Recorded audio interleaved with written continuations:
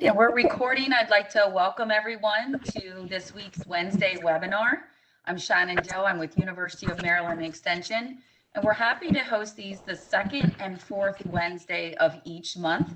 We have them planned through December, so you can log in here to this blue link at the top or kind of the middle of the screen, and you can see both the archived webinars as well as upcoming ones. We are recording, and we will be sending out the recording link as well as the slides to everyone that registered today.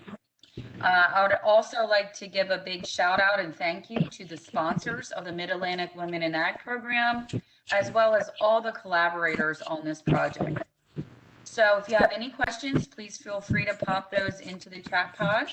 And with that, I'm going to be turning the presentation over today to Dr. Alex Chan. He is with Film and Consumer Science program with University of Maryland Extension, and I'll let him share his screen now and introduce himself. All right, thanks, Shannon. So I am going to share my screen. You can, very good. Okay, and you're seeing the Yes. the correct thing. Okay, so I got my notes up as well. Okay, so yes, my name is Alex Chan, and I am the mental and behavioral health specialist for University of Maryland Extension in the Family and Consumer Sciences program. And today I'm going to be talking about effective farm family meetings. Although, depending on whether you're a business owner or not, these, tips I'm going to be sharing today can apply to a variety of family situations, but I've tried to gear some of the content towards business owning families. So what are some of the sources of potential conflict for business owning families? And one of the things that I hear the most is the idea of justice. So that's the idea of things like fairness and compensation, how people are treated around the business. Another thing I hear about a lot is decision making. So who gets to make choices, who has power. Another source of conflict is identity. This is often intergenerational. So does one generation identify more with farming and with the work than another? And does that influence how seriously they take the work? And then, of course, related to that as well is succession. When I know the previous webinar for this series was on estate planning, and so that is another common source of conflict. So it's common for these issues to come up, and it's unique. The way that you handle these issues is unique because family-owned businesses mix business and family. And so it's not, you can't approach the meetings that you have with your family from a purely business point of view, because you also have family relationships to think about it. But you can't be entirely focused on, managing the relationship side because there's a business to run. So it's an interesting balance. And I've got some tips to share today that hopefully help you walk the line and maintain that balance when you're trying to have family meetings. Just some general ideas of the things that you might want to be talking about during regular family meetings if you're running a business. Talking about your current and future operations, goal setting, of course, problem solving, trying to determine responsibilities or schedules, and then, of course, making financial decisions.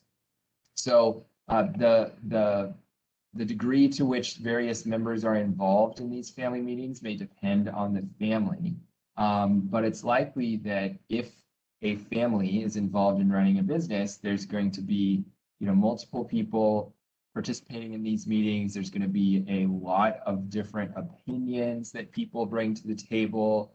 There's going to be emotional baggage that people bring to the table. And so all of this is going to impact the health of the business.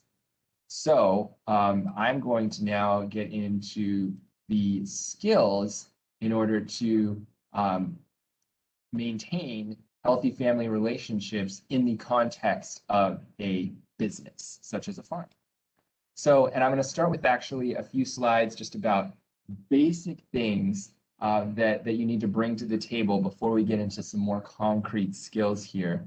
And the first, of course, is making sure you're listening. And this is just like, I know we probably have heard this a million times, how important listening is. But it's critical to not just hear what somebody's saying, but to actually, try to show and think about your understanding. Am I getting them? Does this make sense? Or do I need to get clarification? So I have a funny video, and actually, I'm going to need some feedback because I haven't shared a video with WebEx before. So let me know if you can hear the audio.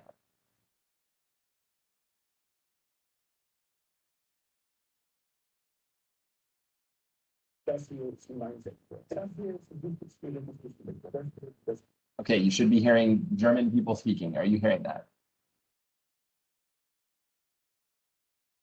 Yes, it was a little bit spotty, but yes. Okay, all right, we'll keep going. Yes, I can hear you.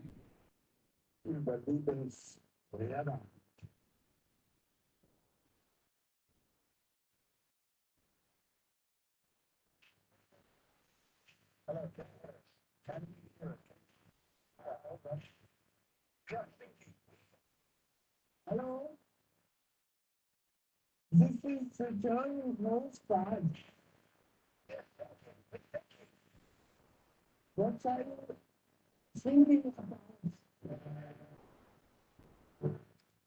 Okay, so what that illustrates is that, listening is not just, taking at face value what you think you hear. Listening also involves checking your understanding. So this guy, he thought he heard thinking, and he just, went with that rather than going along with, okay, is that really what I heard? And so that's kind of my funny take on active listening. Some other tips that show that you're actually listening here. Make sure that you're not interrupting. I think it's like such a commonplace suggestion, but a lot of people have a real difficulty with not interrupting. And that really sets a safer tone for the whole discussion. When people start interrupting one another, it's like a snowball effect. Everybody thinks I'm going to get interrupted, therefore I have to talk faster, louder. People's tone of voice starts getting off and maybe more aggressive, and so it interferes with the whole process.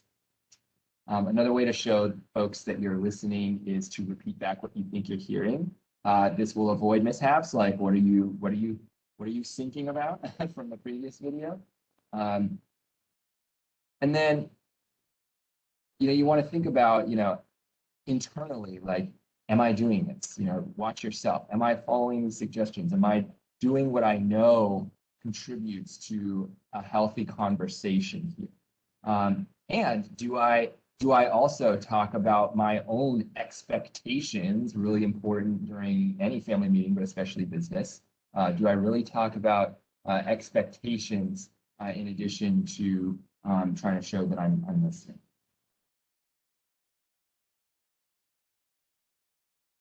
So another thing that you have to do when you're having family meetings, of course, is managing conflict. Now, the bulk of my talk today is going to be about a specific kind of conversational strategy for managing conflict. But before we dive into that, I want to point out that our conflict has biological roots. Our conflict makes us it changes the way our heart and our minds are functioning. So when people are in conflict, your heart rate increases, and that literally affects your brain function. Your brain is monitoring your heart rate, and it's controlling your heart rate. And as your heart rate goes up, that's a signal for your brain that like, oh, we need to, maybe this is a dangerous situation. Maybe we need to start thinking about defending ourselves. Our brains get fooled into thinking that now is not a time to problem solve or connect. It's a time to do fight or flight. And this is a system that's always running in the background. And so if we're not feeling safe, if we're not feeling like we're being heard, then this starts to happen. You get that anger builds and it affects your biological function. So if you're already at the point where you're super agitated and you can't focus, you can't have a family meeting. You know, if you walk into that meeting and right off the bat somebody says something or something happens that makes you really angry, the meeting can't happen, or at least you can't participate in the meeting at that time. You're going to need to take your, time out.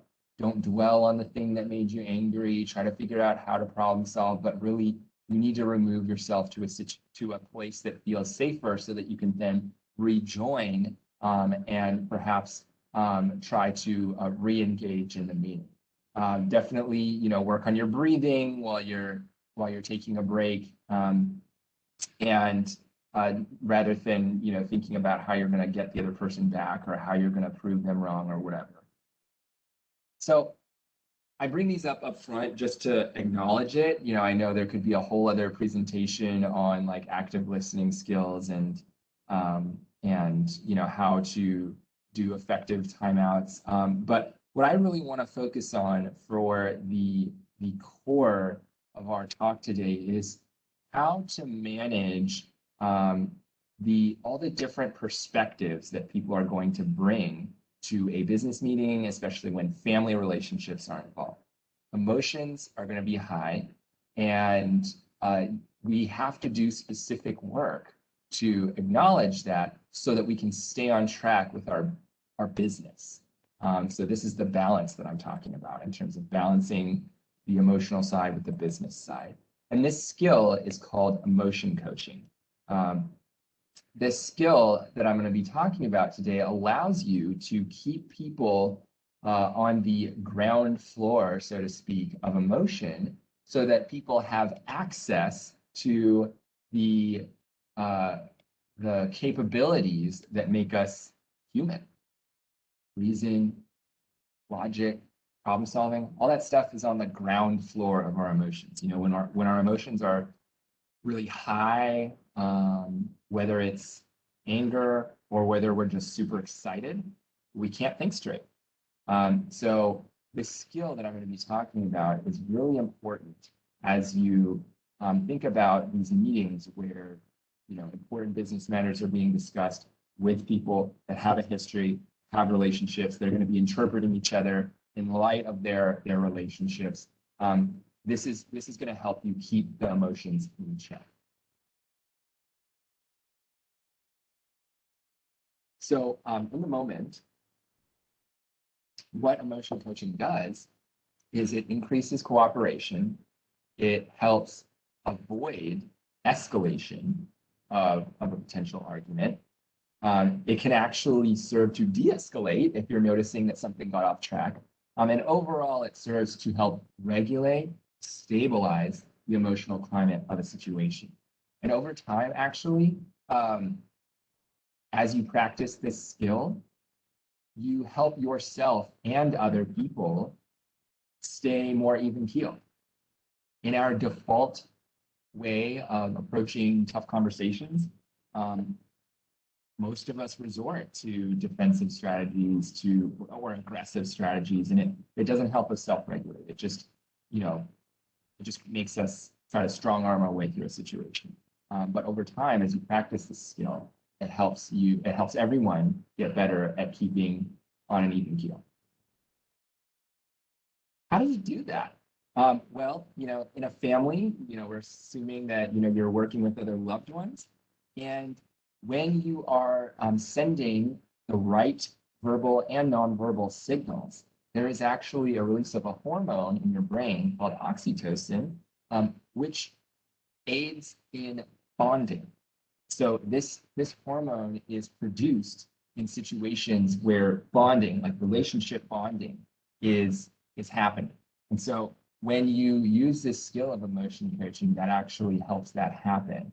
And over time, as that bonding occurs, especially for younger people, maybe teenagers aren't part of the family business meetings. Maybe they are. But that with younger folks whose brains are still developing, which we know happens through the mid-20s, it actually helps create connections between the front of your brain, which is where all your thinking, logic, all that is, problem solving, and the midbrain, which is where all your emotions are. It helps you keep them in check better. You want a visual? It's like putting out a fire. You know, the right words, the right signals help put out a fire that interferes with people's ability to think and participate in a complicated meeting like talking about business. And it creates connections that help people manage their emotions better if you practice this consistently. So how do we do this? What are the steps? Well, fortunately, there's only two. Step one, validate. Step two, support. So there's subparts. Okay, so I'm cheating a little bit. You know, it's a step 1 and 2 with some sub steps. But it really is this simple. And this strategy, like I said, keeps the emotions on the ground floor, opens the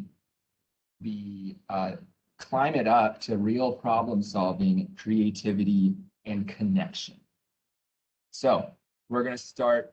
We're going to go step by step. We're going to start with the validation piece because actually that's really one of the most difficult pieces, especially in a setting that sort of mixes business, which you might interpret as not an emotional, versus family, which is emotional.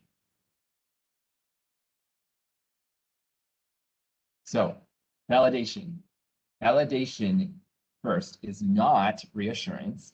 It's validation isn't problem solving.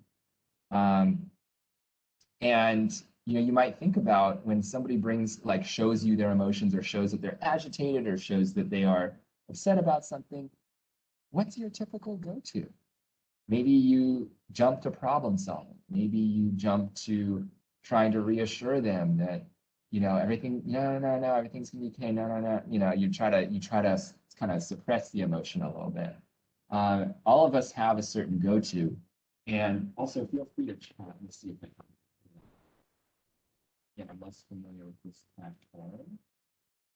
Okay, I have the chat pulled up. So if you're thinking about your typical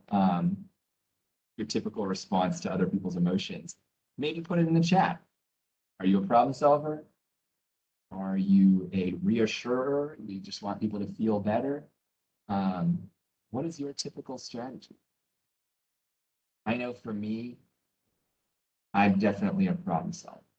When somebody brings high emotionality to me, I'm like, oh, well, why don't you just do this, to try to feel better? And that's not validation. And actually, a lot of the times, it makes people stop listening. So it's not going to keep people at the table. And if anyone feels like sharing what their typical strategy is, that's fine. Go ahead and put it in the chat. And also feel free to chat throughout. I'll do my best to monitor it so that I can answer questions as they come in, although there will be time at the end. All right. Also, just love that comic. Will you validate my part? Okay. So validation is also not saying something like, I can understand why you might feel or think want something. What 3-letter word are you now tempted to utter? Is anyone going to put that in the chat? This is not validation. I can understand why you might feel want this. What word are you tempted to say after that?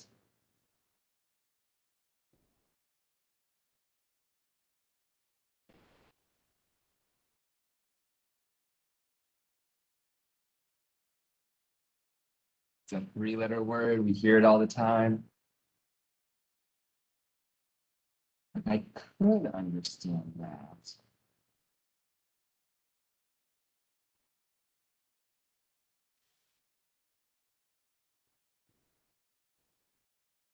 Yeah. Yes. Yes. But that's right. This automatically shuts people down. When you say all these nice things, like you think you're being validating, like, oh, I can see why this or that, but it just totally negates what you said. That's actually the grammatical function of but is to sort of negate what came before it. And so we know that, and this will shut people down. This will put people's defenses up, but is going to raise the emotional level and not going to help people participate. So what we aim to do with this skill of emotion coaching is to change the but to because. This is very significant because but is invalidating because because is validating. You actually want to give the person multiple becauses. I can understand that you might be, feeling upset by this decision or worried about, this thing that we're going to try next, or afraid of what the market's going to do, this year because of what we just experienced last year, because of what we are always experiencing in our profession, because, there's probably a lot of reasons why you could fill that in. And when you change that but to because, instantly, that's a cue that you're there with them, with the person who's upset. When you show that you are there with them, that the external environment, which is you, matches their internal experience, the alarm bells that are going off in people's head when they hear but, those diminish. And when somebody's not on high alert, they can connect, they can listen, they can learn, they can be creative, they can problem solve.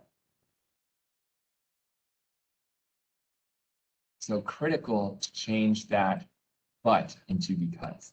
Now, of course, there's different ways of saying this. I'm giving you a very formal sounding script here. Like, I could understand that you feel worried about our business choice because blah, blah, blah, because. You can find a way of saying it that way, providing that validation without using the word but. And so you don't have to say because 3 times. You can just speak naturally, as long as you are showing them that you are taking their perspective. So that's the critical element. Show that you are taking their perspective. I can understand your feeling or your stance, because I know that, blah, blah, blah, or because, I'm guessing that you feel this way, So it shows that you're trying to take perspective. Okay, so what that does during step 1, the validation shows that you get it. And actually, a sort of indicator that they believe you get it is that they stop talking. Not shutting down, stop talking, but like they kind of sit down. When you are dealing with a repetitive conversation, the person keeps saying the same thing over and over again, it's because they don't think you get it yet. So you really have to show that you get it. Especially think about, when you're having a business meeting, making choices about the direction that, the farm is going, your business. This is going to be complex stuff. So you have to take the time to show that you get it before trying to, persuade somebody else, that it should be different, or before going anywhere else. You've got to show that you get it. So a question that comes in: what strategies to use in the midst of family meetings that their actions are negative and hurtful, and they just don't sense or feel that in themselves? Meaning pointing out that somebody else is hurting other people? Is that what you want me to respond to? Like how to point out that somebody else is hurting the rest of the family or hurting the business?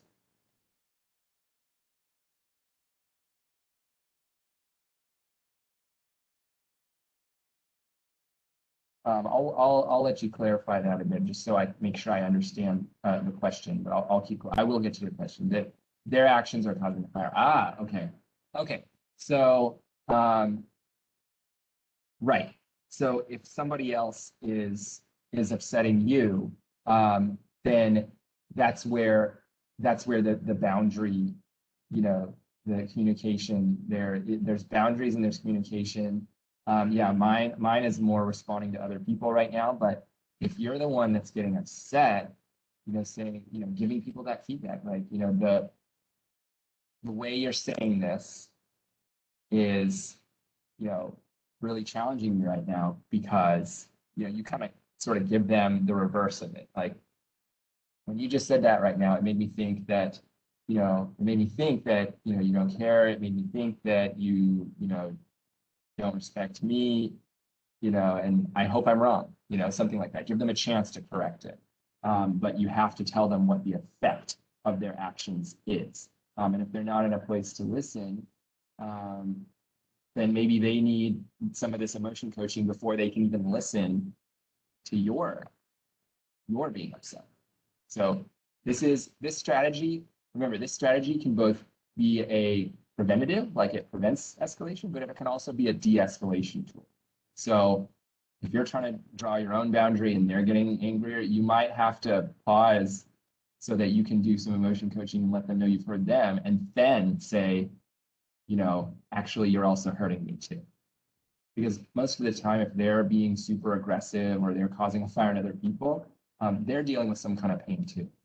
And since you all are the ones in the training right now, you're the only ones that you can control. And this tool does work to tamp down the fire. But part of it may be, can I keep my cool long enough to practice this so that they then see that I'm listening? So that then I can follow up by saying, also I have pain too. All right. So the next step is both emotional and practical support. And this is balanced, in a business meeting where we may want to focus on the practical side versus, the emotional side, since a business meeting will be focused on usually problem solving, and a lot of the practical support is actually in this slide here. A lot of it is about dealing with emotions. So like if they are getting overwhelmed and it's hard for them to deal with their emotions, that's where distraction, redirection, that kind of stuff comes into play. But when in terms of like actual problem solving, that's practical support. Sometimes taking over, like if somebody's responsibilities are overwhelming them, like temporarily taking over while you figure out how to make it work better, that can be practical support. But it's intentional that both the emotional and the practical support are after the validation. People aren't going to be open to, especially the practical support, until they believe that you've shown that you get it. And actually, emotional support even comes before practical. So before you jump into let's figure out how to do this, after you validate, you got to say something that shows togetherness. I think that's especially helpful in a business meetings, that we're in this together. Like, yep, I see what you're going through because, I'm also facing some things, but we're in this together. And sometimes you got to just sit there and let that emotional support sink in before moving ahead to the practical support of the actual problem solving. So let's get our visuals back in play here. You notice somebody is showing high emotionality. They're at the top of the emotion elevator. They're high. And then your words, though, as you use our formula here, it lowers the emotionality. Each time you say because, or each time you supply that evidence that you're understanding their perspective, the emotions do come down. And if you are also hurt, just know that they're not going to be able to hear about your pain if they are also totally overwhelmed. So this, although it does take some additional personal fortitude to use this while you're also angry, it's a faster path to both of you calming down.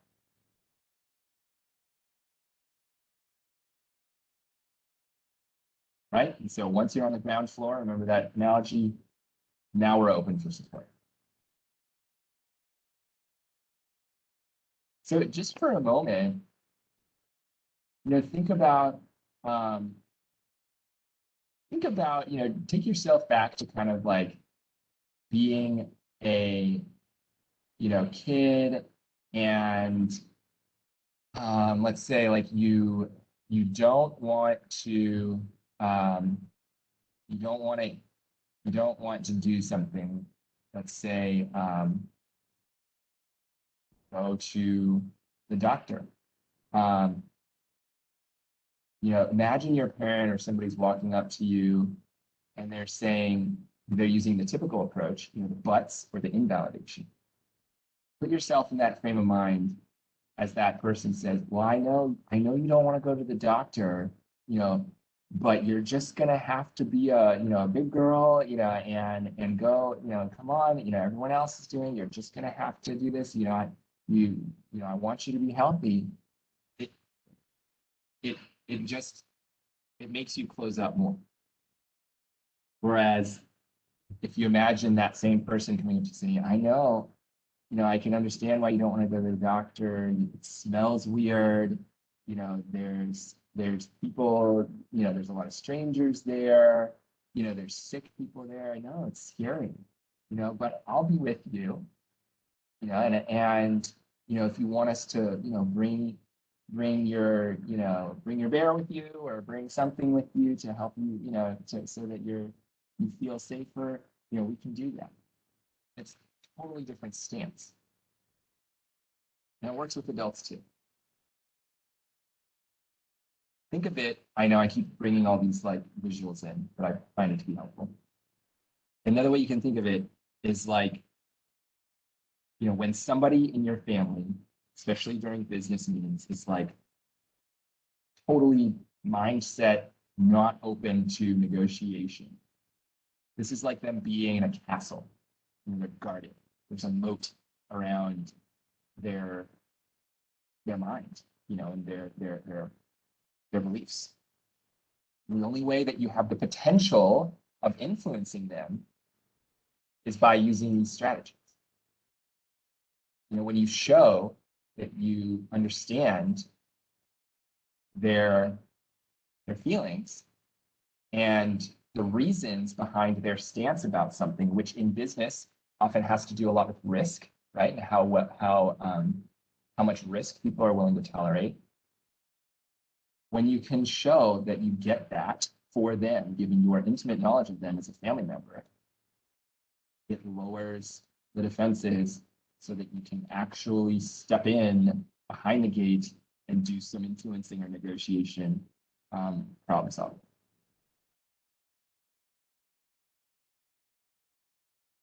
If you try any of that stuff, influencing, even reassurance or redirection or problem solving, logical arguments, without the validation, you will feel like you're banging your head against a wall. Now, I realize that the strategy that I've talked about today is one that takes longer than just going through an agenda and getting all the points. It takes longer than that. And so you may have to take breaks. When you take the time to acknowledge people's feelings and deal with the high emotionality, it's not going to go perfectly every time. And so you're going to have to take effective break times, allow conversations to last more than just an hour maybe, and come back to it the next day. Try to not force every big decisions through in one meeting.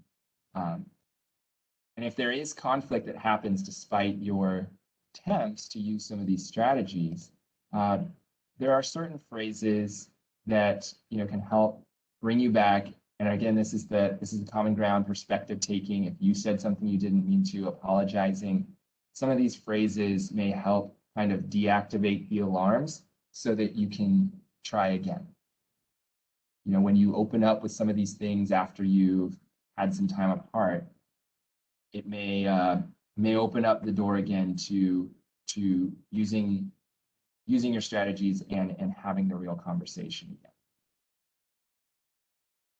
So now I want to open it up for questions for the larger group. I have a couple of discussion questions, but I'll pause on that for a second so I can get some of your questions.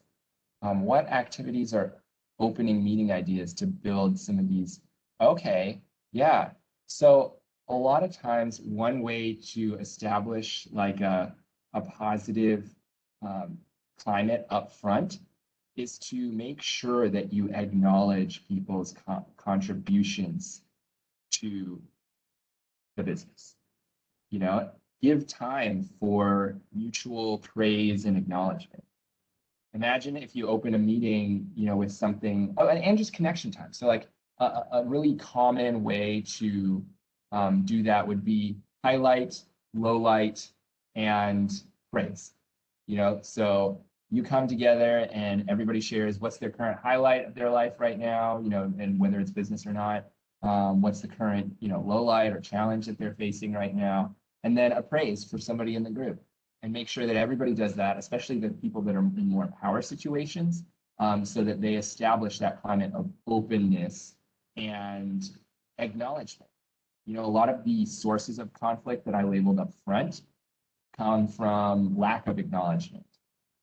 You know, that people don't get recognized for their contributions, people don't feel valued. And so they have all these, you know, conflicts of justice or identity and stuff like that. Other questions? Remember, you can put them in the chat. I'm open to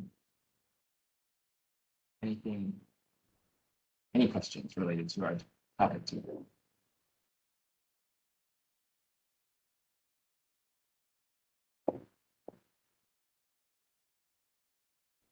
Well, as you all are thinking of some other questions, I have some discussion questions.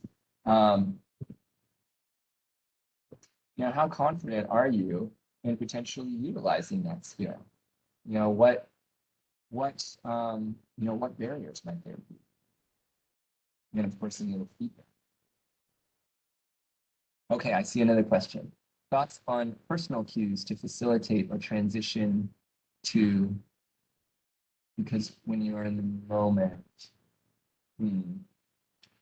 I'm not sure I understand the question. Oh, okay. Personal cues. Okay, yes. Okay, so the signal that you might need to be using because is resistance. If you find yourself, you know, talking and there's a defensive reaction, a resistant reaction, you know, a strange look on somebody's face, that might cue you to say, all right, something's going on for them. You know, I might need to ask like, hey, you know, I noticed that, you know, did something I say rub you the wrong way? And that gives them a chance to open up, which then allows you to use that skill. Okay, yeah, okay, I can see why you think that or why you felt that way because.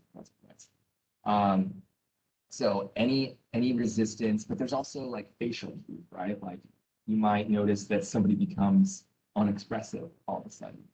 You might notice that somebody starts just staring, you know, like anytime that somebody becomes less expressive and more restricted, that's a sign that they're internally getting overwhelmed, meaning that fire in the brain is starting to go and that they need some of that coaching in the moment to come back to the ground floor.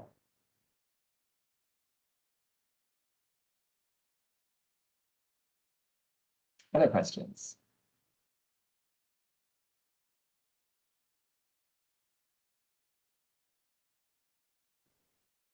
I will send a handout that summarizes today's information and provides the script as well, so that you can think about this and use it at home. Send that to Shannon, and she can distribute it to today's or whoever registered. Also, you know, I'm going to put my attendees, put my email in the chat box. If you want to learn more about this, if you want more information about, you know, the emotion coaching skill, how to apply that in the business situations, I'm definitely open to, presenting to more groups if you're part of other groups that you think would benefit from this information. And practice. I'm fine practicing with people too. So the more the merrier. I'm going to stop sharing. If there's any other questions, I can hang out for a minute. Otherwise, thanks for your attention today. I really hope that you can practice some of the skills that we talked about today and that they help your meetings and business run a little smoother.